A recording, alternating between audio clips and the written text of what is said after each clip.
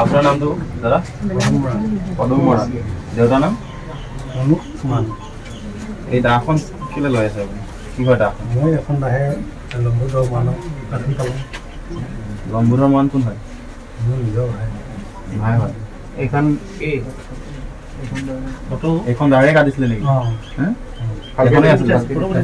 ভালকে ওপৰলৈ দাঙি দিয়ক দাখন বাহন আছিলে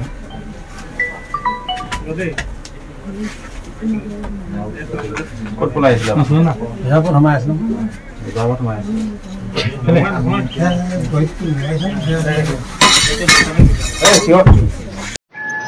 মই এয়াই জনাব বিচাৰিছোঁ যে আমাক ন্যায় লাগিবই কাৰণ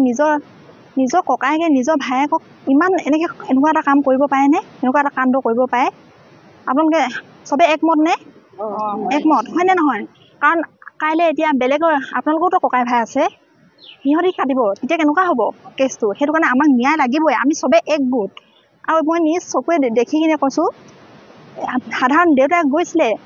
ছাগলী সাধাৰণ সৰু ছাগলী এটাৰ কাৰণেনো মানুহ এটা জান ল'ব পাৰেনে হয়নে নহয় এতিয়া ছাগলীটো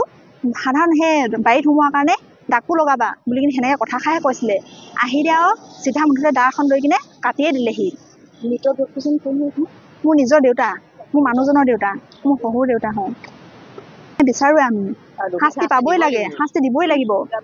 যাৱজ্জীৱন কাৰাদণ্ড নিদিয়ালৈকে এই মানুহজন ভোকটো ভুগি থাকিবই লাগিব হওঁতে তাৰ মানুহজনীও তাৰ লগত জড়িত আছিলে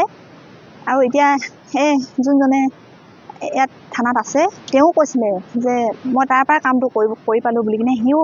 সঁচা কথাটো কৈ দিছে এতিয়া সি বৰ্তমান এতিয়া পলায়ন অৱস্থাত আছে আৰু মানুহজনীকো বিচাৰি কিনে মুঠতে উচিত তদন্ত কৰিব লাগে আৰু কাৰণ সিও সমানে জগৰীয়া মানুহজনৰ লগতে সিও সমানে জগৰীয়া কাৰণ মানুহজনে নিজেই কথাটো কৈছে আৰক্ষীৰ আগত স্বীকাৰ কৰিছে যে মই মানুহজনীৰ কথা লাগিহে মই এইটো কাম কৰি পালোঁ বুলি কিনে সি নিজেই স্বীকাৰ কৰিছে সেইটো কাৰণে মানুহজনীকো বিচাৰি উলিয়াওক আৰু সি তাক নোপোৱালৈকে মানুহজনকো যাতে ইয়াৰ পৰা লৈ নাযায় তাকে আমি বিচাৰোঁ প্ৰশাসনক আমি এটাই দাবী বিচাৰিছোঁ যে যাতে দোষীক শাস্তি পাওক যাৱজ্জীৱন কাৰাদণ্ড দিয়ক কেতিয়াও যাতে ওলাই নাহে এনেকুৱা এটা কাণ্ড হ'ব নালাগে সেইটোৱে আমাৰ ৰাইজৰ ফালৰ পৰা অনুৰোধ থাকিব